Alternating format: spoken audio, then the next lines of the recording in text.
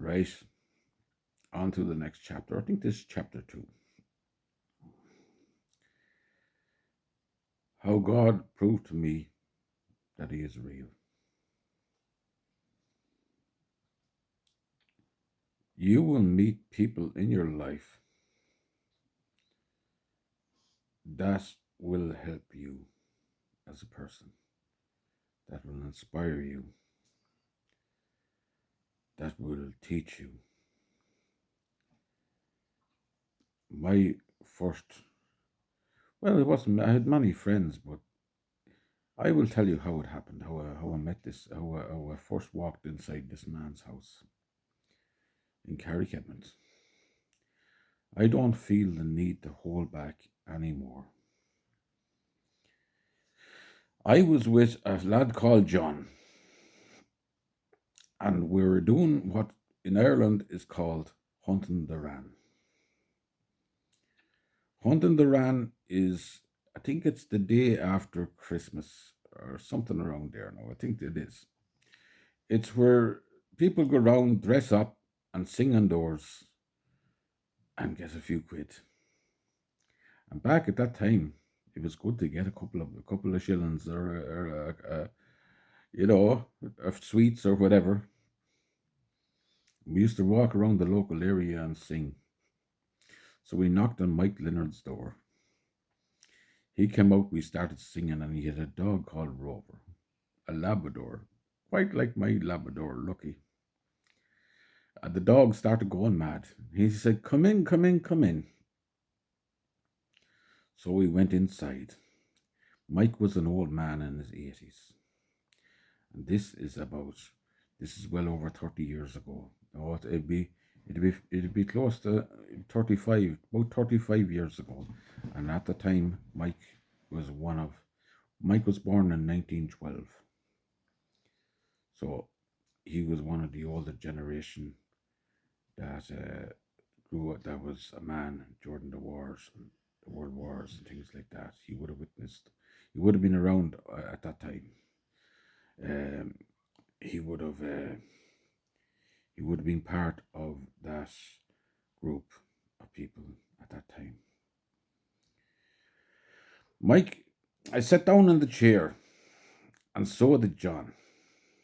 Mike looked over at me, and he had glasses, thick glasses, and he had a big, huge, beautiful open fireplace. I love those open fireplace, and he started talking to the two of us. Well, we were about 8 or 9. Mike offered me a cigarette. I thought he's joking. And at the time I did smoke. I smoked as a very young boy. I was but I was working. I was working like a man when I was a young man. When I was a boy, I was. I worked for farmers. I'm a countryman. So Mike offered me a cigarette, and I thought he's joking. An adult won't give me a cigarette, he's joking. So I took the cigarette, lit up the cigarette, and John was there with me, and he was in shock looking at me smoking the cigarette.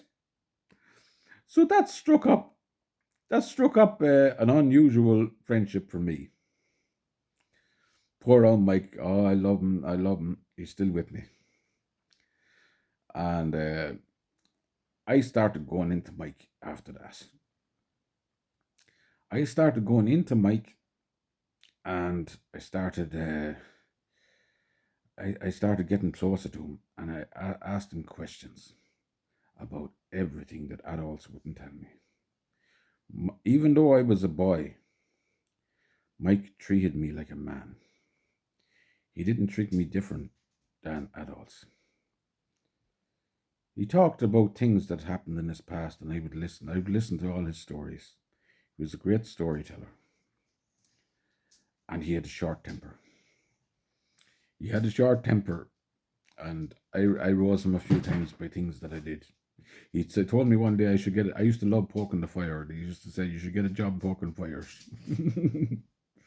So that's Mike. So let's roll on. Happy memories of Mike. I I think I was around 12. A neighbour used to give out about Mike was Mike wouldn't give him cigarettes. Uh, Turned round to me one day. No, this is what happened. Mike got gangrene at the foot, and his foot swole up, and I don't think he knew that it was gangrene, but his foot swole up, and he was in shocking pain. He was in awful pain altogether, and the only thing he could do is leave his sock off and have his leg out, and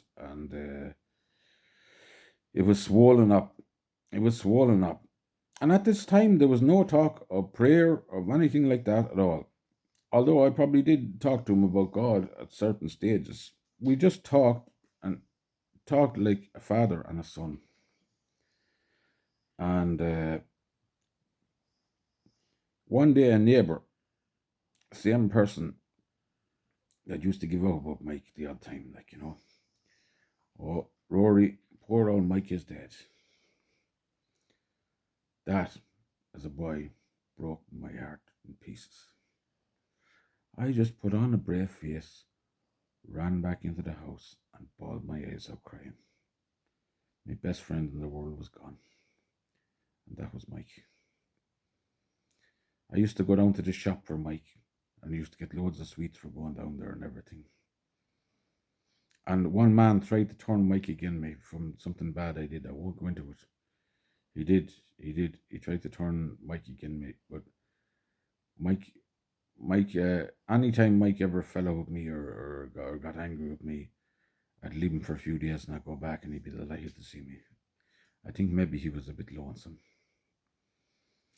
And so Mike had died. I didn't know what to do with myself now after that. It was like losing a grandfather, a grandfather that teaches you. And I put on a brave face as I could, but I cried a lot. And I had a dream. Mike had a certain laugh like nobody else. I had a dream. I had a dream I was sitting by the fire looking at Mike. And I said to him, Mike, I thought you were dead. And he let this wonderful laugh of his out. And he says, I'm not dead, Rory. And I wrote a nice poem about him. That's when I started writing. I wrote a nice poem about him, about my faithful old friend, Mike Leonard. So to me,